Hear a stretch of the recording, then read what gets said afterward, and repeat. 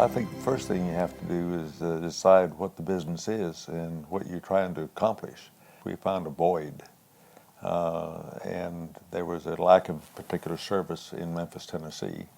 And so we put together a group and tried to fill that void. That's what you have to do, is know you have a market, something you can sell, and you can provide a service. Adams Keegan is a human resource outsourcing firm. Our clients are small and mid-sized businesses, and we provide services that allow them to really focus on their core business and get them out of being concerned with a lot of the transactional duties that are required of an employer, and then we also provide them guidance with respect to employment law compliance. I've heard before, every company has a culture.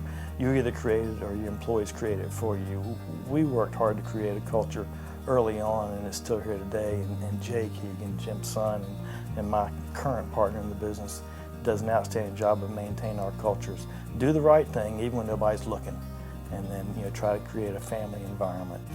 For us, that has provided some measure of success. Entrepreneurs also provide a dream. They imagine what can be done, and by imagining what can be done, they go out and try and execute what their dreams are. And I think this is what makes some small things grow into very large things. You learn, you grow a business by seeing what other people do, and you learn from their mistakes and learn from their successes, and that we apply those things. On a very personal level, I had been a corporate guy. I'd been with Scott Paper Company and Pepsi USA back in the 80s, and when you had those jobs, you were transferred all over the country. And so I was at this point in my career where it was time to be moved again, and my wife said, "I'm going to miss you." And so I truly went in search of a business to get involved in, and found what back then was called the employee leasing business, but it's HR outsourcing. And so that was the path that got me here.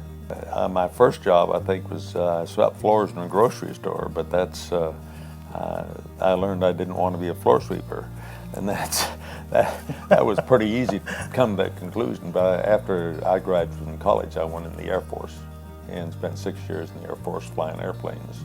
What I observed in 6 years in the Air Force, I observed some good managers and some not so good managers. And I think during that process, while I was enjoying being 20 years old, I realized I couldn't do that the rest of my life. I went to work for a colonel who was a very wise man, but he set me down early in life and said, "Son, if you can get very far in this organization, you have to have a sponsor. Without a sponsor, you're just a number. All these numbers will pass by and you can flow by just like water under a bridge." He says, and so what you have to do is find someone who will look after you, has an interest in you, and guide you when you need assistance. Jim worked side by side with me for many years, and was just so appreciated and valuable. And to have that sort of guidance and mentorship along the way is priceless. I was 30 years old when I met him. I had a full head of hair.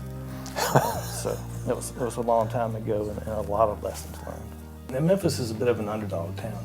It's in my 30 years or so I've been here, it has a little bit of a chip on its shoulder. It's always trying to prove itself, and that for me translates into the business community. And so there's an independence and a bit of a tenacious attitude that I've seen in the Memphis business economy. And so if you combine that with some guidance, which there is an ample supply of that around here, and just some prudence, then it gives you the opportunity to have the type of environment you're talking about where small businesses can succeed.